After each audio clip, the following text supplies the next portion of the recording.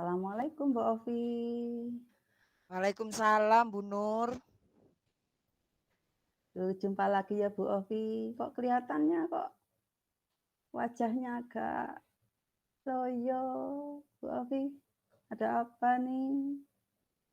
Bukan loyo lagi Bu, tapi saya itu kayak gimana ya, jengkel-jengkel gimana gitu, tapi saya tetap istighfar Bu, mengelus dada. Kenapa kok sampai mengelus dada Bu? Hmm, Gini Bu, saya akan bercerita. Bisa nggak Ibu mendengarkan cerita saya? Sangat bisa. Monggo saya dengarkan dengan seksama. Monggo Bu Ovi. Ya, makasih ya Bu. Ya Iya, Allah, monggo. ya saya tuh rasanya gimana gitu Bu ya. Kan gini ya Bu ya, saya itu kan punya murid namanya Arsila. Arsila itu setiap pagi pada saat berangkat sekolah, pas kalau ditinggal ibunya, kemudian dia nangis terus Bu. Saya kan jadi repot. Nah, Arsila itu maunya selalu ditunggu ibunya. Nah, terus gimana saya itu? Padahal saya sudah merayunya Bu. Oh, Apa ya? begitu ya Gimana Bu. ya? Jadi nangis ketika diantar kemudian ibunya pulang. Seperti itu ya Bu. Iya Bu, bener. Jadi kan saya tambah gimana gitu Bu. Eee, Sepertinya saya di depan teman-teman itu menjadi guru yang tidak becus dan begitulah, beginilah. Akhirnya kan saya jadi bingung padahal saya sudah, berusaha untuk melakukan hal terbaik Bu buat Arsila. Itu terjadi setiap hari atau mungkin tiap hari ya Bu ya itu? Iya Bu, bener itu tiap hari. Rasanya saya itu habis akal deh Bu. Maunya itu marah, maunya itu wah sembarang dah Bu, perasaan saya Bu. Mau nangis tapi saya nggak pantas ya di depan anak-anak. Masa saya mau sembunyi? Nah, Iya, gimana Bu? kalau seperti itu ya Bu ya jadi susah juga ya. Soalnya kita kan juga harus, ngopeni istilahnya ngopeni anak-anak yang lain. Seperti itu kan Bu Ovi? Iya, lagian mamanya itu Bu nggak cepet pergi, sehingga nangisnya nggak berhenti-berhenti Bu. Saya itu kan pas pada saat mamanya belum pergi itu, saya sempat bilang ke satpamnya, Pak minta tolong ya ibunya suruh pergi, biar Arsila tidak nangis lagi, begitu Bu. Tetapi namanya ibu itu kan selalu mungkin apa namanya, rasa kasihannya itu berlebih. Akhirnya dengan sendirinya anak juga akan merasa tidak nyaman dan akhirnya menangis, menangis dan menangis. Begitu, Bu. Oh, istilahnya berarti ini menangis kemudian ini akhirnya secara terus-menerus ya Bu? Kemudian Betul. apa yang dilakukan Bu Ovi kalau melihat anak-anak seperti ini? Nah, ini Bu, saya kan akan berusaha gitu ya. Nah, yang saya inginkan yaitu agar Arsila itu lebih mandiri dan tidak bergantung dengan ibunya terus-terusan, Bu. Bener ini, Bu. Saya tuh sampai ya Allah gimana ya caranya?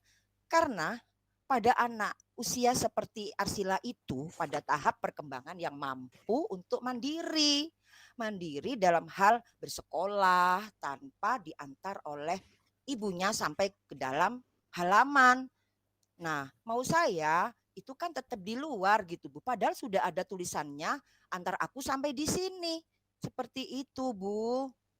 Dan tidak saya pengen itu Arsila nanti misal Arsila itu nanti pada saat di dalam kelas dia tidak menangis lagi dan tidak ditunggui lagi.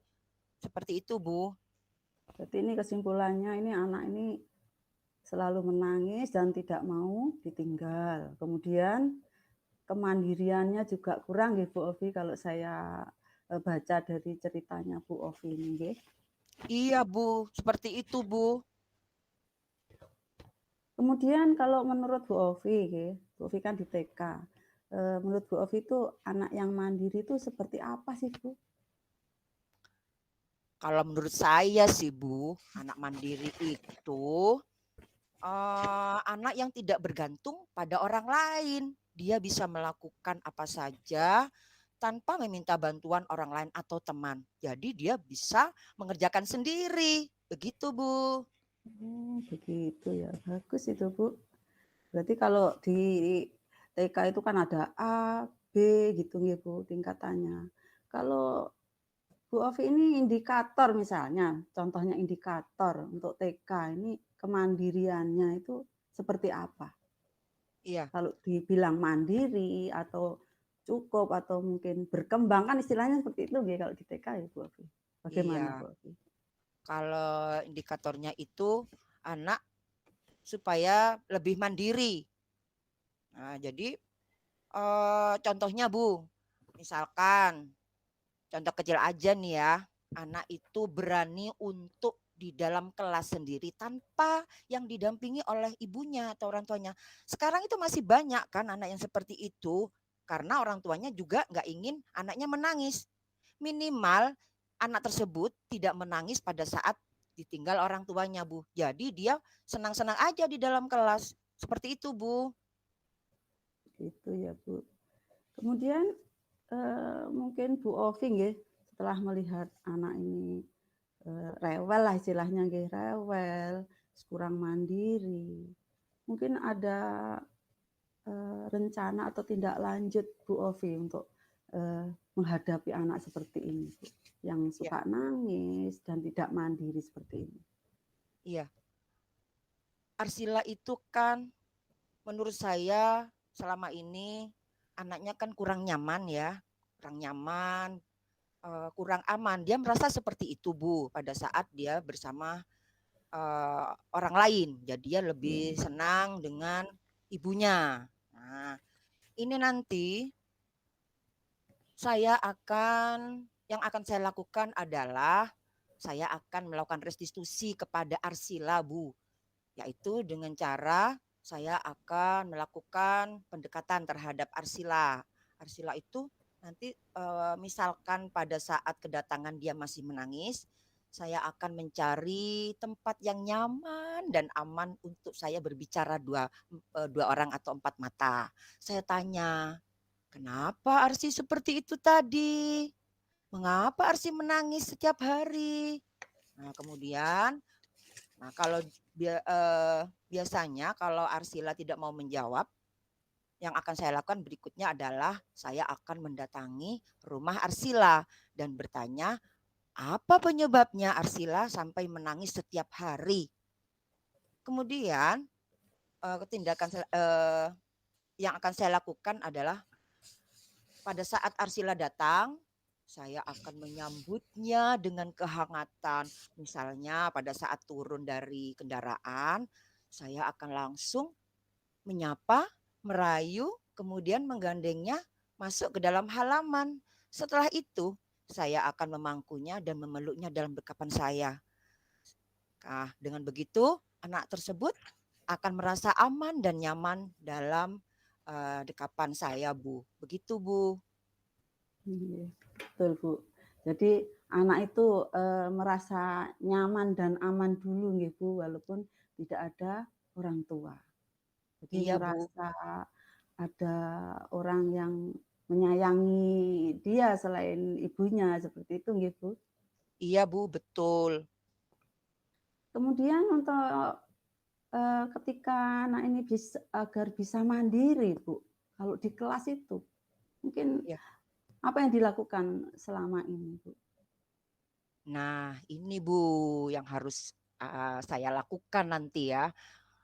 Saya akan merencanakan pembelajaran berdiferensiasi berbasis kesadaran diri dan manajemen diri.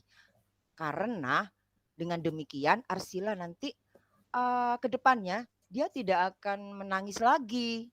Nah, yang kedua, saya akan menciptakan lingkungan belajar yang menyenangkan dengan cara kan saya setiap minggunya membuat proyek. Nah, proyek itu yang dibuat oleh anak-anak akan saya pajang di kelas biar anak-anak itu merasa bangga dan memiliki rasa senang terhadap kelasnya dan hasil karyanya. Kemudian yang terakhir adalah dengan cara membuat kelompok belajar. Nah, Itu Bu yang rencana akan saya lakukan agar Arsila itu bisa berinteraksi dengan teman-teman yang lain sehingga dia tidak punya kesempatan lagi untuk menangis. Mungkin itu Bu yang akan saya yang akan saya lakukan Bu. Bagus, Bu. Jadi anak-anak itu merasa memiliki kelas sehingga ketika membuat P5 apa istilahnya ya Bu, prakarya itu juga bersemangat. Nanti yang bagus kan kelihatan ya Bu ya. Oh, ini loh milik Iya. saya. Jadi rasa memiliki juga hadir di hatinya nggih Bu nggih. Bagus Bu. Iya, selain selain itu Bu, saya rasa anak itu tambah percaya diri lah Bu dengan hasil karyanya. Betul, Iya, seperti itu Bu.